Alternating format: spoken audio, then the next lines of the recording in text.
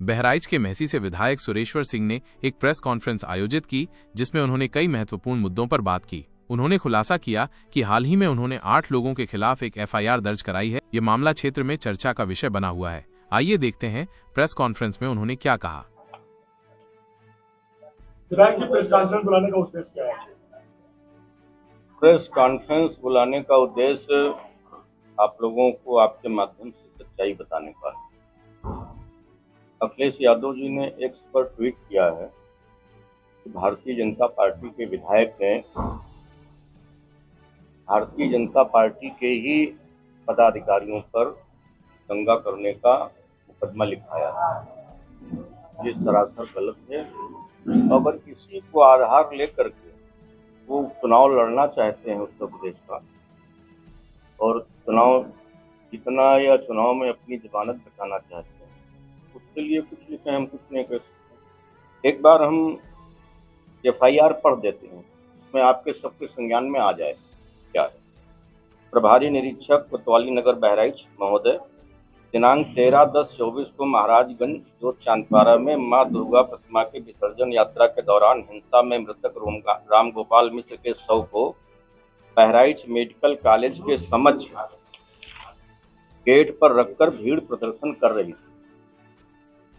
मैं अपने अंगरक्षकों व अन्य सहयोगियों के साथ पहले से सड़क पर रखे शव के पास पहुंचा। उसके पश्चात जिलाधिकारी श्रीमती मोनिका रानी से मिलने सीएमओ बहराइच के कार्यालय में पहुंचा। वहां जिलाधिकारी, सीएमओ, सिटी मजिस्ट्रेट मौजूद थे। उनको साथ में लेकर मृतक रामगोपाल के शव के पास पुनः पहुंचे। वहां परिवार व गांव के लोगों से बातचीत करके मृतक रामगोपाल के शव को लेकर हम लोग मर्चरी जाने लगे। तभी कुछ उपद्रवी, जिसमें अर्पित श्रीवास्तव, अनुज सिंह रैकवार, शुभम मिश्रा, पुष्पेंद्र चौधरी, मनीष चंद्र शुक्ल, पुंडरीक पांडे, अध्यापक श्रावस्ती, सुधांशु सिंह राणा आदि सैकड़ों लोग मुर्दाबाद के नारे लगाने लगे एवं गाली गलौज करने लगे। हम लोगों ने शव को लेकर मर्चरी में किसी तरह रखाया। फिर लोगों ने उपद्रव शुरू किया। जिलाधिकारी महोदया ने कहा कि हम लोग चलकर मूर्तियों के विसर्जन हेतु पैदल चलकर आग्रह कर लेते हैं। हम लोग मर्चरी से निकल करके गेट के बाहर जैसे ही सड़क पर मैं व जिलाधिकारी जैसे ही आगे बढ़ते हैं, हम लोगों की गाड़ी मुड़ने लगती है। उपरोक्त लोगों द्वारा गाड़ी को रोकने एवं शेष बचे लोगों को जान से मारने की नीयत से पत्थर अद्धा चलाने लगते हैं। उसी समय भीड़ से एक फायर भी होता है, जिसमें गाड़ी संख्या यूपी 32 JP 9999 ईसुजू गाड़ी का शीशा टूट जाता है। उक्त घटना में मेरे बेटे श्री अखंड प्रताप सिंह बाल बच जाते हैं। उक्त सारी घटना रात्रि 8 बजे से 10 बजे के मध्य की है। सीसीटीवी फुटेज में सारा कुछ स्पष्ट होगा। अतः मुकदमा पंजीकृत करके समुचित एवं आवश्यक कार्रवाई करने का कष्ट करें। इसमें ऐसी क्या परिस्थिति पार्टियों के लोगों ने बीजेपी को मोहरा बनाया है कि ये मामला कोतवाली नगर शहर का है, लेकिन उसको दर्शाया गया है कि ये महाराजगंज से जुड़ा हुआ है। कौन लोग हैं जो चिन्हित किए गए हैं? हमारी इस संबंध में कोई बात नहीं हुई है किसी से, न विवेचक से हुई है। जिस दिन से मुकदमा हमने लिखाया है, सारा कुछ जनपद हमारा सुरक्षित रहे। जैसे आपसी सौहार्द था उसी तरह से सौहार्द चलता रहे।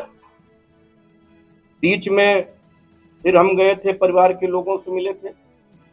उनकी सबकी, उनकी पत्नी की, उनके भाई की, उनके साले की, उनकी सास की, उनकी दोनों बहनों की, उनके माताजी की, उनके पिताजी की सारी बाइट हमारे पास सुरक्षित है 16 तारीख की, जिसपे उन्होंने कहा है कि हम माननीय मुख्यमंत्री जी के आश्वासन से और उनकी बातों से पूर्ण रूप से संतुष्ट हैं।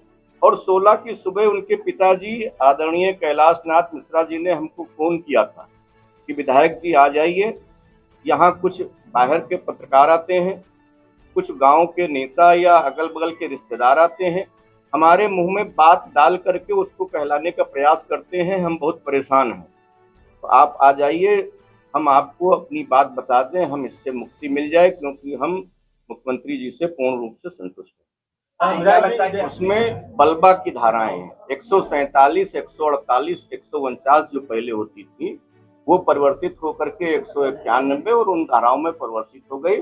उसमें एक धारा लगी हुई है, धारा 34 पहले थी, अब वो संशोधित हो गई है। वो लगी हुई है कि सबके जितने लोग थे वहां सबकी सहमति से ये कार्य किया गया, सारे लोग शामिल थे। तो वो विवेचक का काम है ना, हमको तो पता भी नहीं कि उसका भी उसका विवेचक। ये अर्पित श्रीवास्तव जी से आप बात कर सकती हैं, ये जो विवेचक हैं उनसे बात कर सकती हैं। हमने अपना जी आप पर भी आरोप लगाए हैं, उन्होंने कहा है कि उस इलाके में विधायक जी की मर्जी का पत्ता भी नहीं मिलता। विवेचक का नाम बताएंगे आप? बताइए, बता दीजिए। हाँ नाम बता दीजिए। नहीं हमको दिखा दीजिए, हम देख तो ले। आपने वो वीडियो देखा है? वो दो सज्जन क्या कर रहे हैं? चिप्पड़ बना रहे हैं कागज पे। तो एक नशेड़ी क्या कर सकता है? अगर आपको नशेड़ी की बातों पर विश्वास है तो फिर हम लोग, जैसे हम राजनीति करते हैं, आप भी समाज के चौथे स्तंभ हैं। अगर नशेड़ी के ऊपर विश्वास करेंगे, दोनों लोग आप बैठे हैं, वो कह रहा है कि हाँ, तो एक तो ये भी कह रहा है कि जिसका जब नंबर आ रहा था तब जला रहा था, तो कोई नंबर अलॉट था क्या? पहली बात तो हमने स्पष्ट रूप से लिखा है, मुकदमा लिखा देने से न कोई मुलजिम होता है और न कोई दोषी होता है। हमने स्पष्ट रूप से लिखा है कि सीसीटीवी कैमरे वहां पे लगे हुए हैं, एक दुकान पे नहीं कई दुकानों पे लगे हुए हैं। उनको विवेचक देखेगा और जो भी बलवा करने में होंगे, जिसने भी फायर किया होगा, जिसने ईंट पत्थर चलाई होगी, उसके विरुद्ध वो कार्रवाई करेगी। इसका महाराजगंज की घटना से कोई लेना देना नहीं है। और जहां बार बार भाजपा का जिक्र आता है, हमारे ख्याल से भाजपा का इसमें कोई नहीं है। बाद में जानकारी मिली कि अर्पित श्रीवास्तव भाजपा के भारतीय जनता युवा मोर्चा के नगर अध्यक्ष, इसके अतिरिक्त भाजपा का मेरे विचार से कोई इसमें है नहीं। और उपद्रवी लोग थे, ज्यादातर लोग नशे में थे और सब लोग ये कह रहे थे कि ये हमारा भाई है। जब हमने परिवार के लोगों से पूछा कि ये आपके भाई हैं, और जो लोग कह रहे थे कि हम इनके भाई हैं, वो शव के मुंह पर बैठे जा रहे थे। उनको ढकेल करके हमने पीछे किया और मैं, दिवाकर पांडे जी, अखंड प्रताप सिंह और उनका भतीजा किशन, 4 लोगों ने उस शव को कंधे पर लेकर के उठा करके हम लोगों ने उसको मर्चरी तक पहुंचाने का काम किया। और जब मर्चरी पहुंच गए तो मर्चरी का दरवाजा भी तोड़ दिया उपद्रवियों ने। एम्बुलेंस को शीशा पत्थर फेंके, एम्बुलेंस भाग गई। उसके बाद में मर्चरी की दीवार भी गिरा दी गई, जो लोगों ने मुझको बताया। और 13 तारीख की घटना है। कई लोगों ने कहा कि अपने लोग हैं, तो हमने कहा कि अगर कोई अपना है तो आ करके बता दे। हमने 18 तारीख को FIR लिखाई है। जो नाम मुझे ज्ञात हुए, हमने 18 तारीख को FIR लिखाई है। और इसमें कहां से ये बात आ गई, अखिलेश जी हो या कोई अन्य नेता कह रहा हो कि भारतीय जनता पार्टी ने दंगा कराया, और भारतीय जनता पार्टी के नाम ही भारतीय जनता पार्टी के विधायक ने लिखा दिया। तो स्पष्ट रूप से परिलक्षित होता है कि ये अकारण एक माँ के बेटे को, एक पत्नी के पति को, जिसकी हत्या हो गई थी, उसको सड़क पर रख करके एक राजनीतिक रूप दिया जा रहा था, राजनीतिक रंग दिया जा रहा था, लोगों को भड़काया जा रहा था। और उस भड़काने को रोकने के लिए और उसको सुरक्षित उठा करके हमने, और जिलाधिकारी और सिटी मजिस्ट्रेट, DIG, कमिश्नर, सारे लोग मौजूद थे। उन लोगों के साथ में जा करके अगर हमने मर्चरी में रखाने का काम किया है, अगर इसको दंगा कहते हैं अखिलेश यादव जी, तो इसका कोई जवाब नहीं।